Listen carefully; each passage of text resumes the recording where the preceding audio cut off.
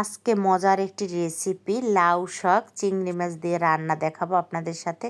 আসলে লাউ শাকগুলো আমার বোন দিয়েছে, একদম অথেন্টিক, এত টেস্টি, কোনো সার ছাড়াই লাউ শাকটা। আসসালামু আলাইকুম, দূরে এবং কাছে যে যেখানে বেশি ভিডিওটা দেখছেন সবাইকে আমন্ত্রণ জানাচ্ছি শান্তাজ কিচেনে ভিডিওটা দেখার জন্য।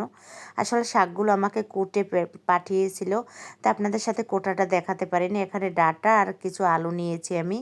তারপর এখানে চিংড়ি মাছ দিয়ে নিয়েছি, একটু চিংড়ি মাছটা বেশি দেওয়ার চেষ্টা করবেন। তারপর পরিমাণ মতন তেল দিয়ে নিয়েছি, চিংড়ি মাছটা একটু তেলে হালকা ভেজে নিব। তারপর এখানে পেঁয়াজ দিয়েছি, তারপর রসুন বাটা দিয়েছি, এটা দিয়ে একটু হালকা ভেজে নিব। কিছু কাঁচামরিচ ফালি করে দিয়েছি, এটা একটু ভেজে নেব তেলে, যেহেতু একটু তেলে ভেজে নিলে আমার কাছে বেশি ভালো লাগে। এখানে গুঁড়ো মরিচ দিয়েছি, হলুদ দিয়েছি, তারপর একটু পানি দিয়ে কষিয়ে নেব।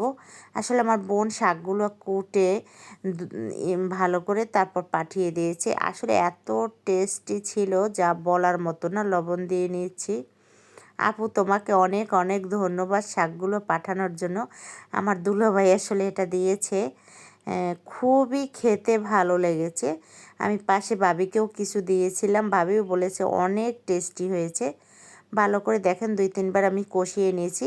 কষিয়ে নিয়ে ডাঁটাটা আর আলুটা দিয়ে একটু কষিয়ে নেব।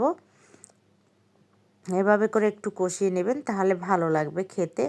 তারপর পানি দিয়েছি, পানি দিয়ে আমি শাকগুলো দিয়ে ঢাকনা দিয়ে ঢেকে রেখে দেব 20 মিনিটের মতন। 20 মিনিট পর ফিরে আসলাম, দেখেন একদম শাকগুলো গলে গিয়েছে।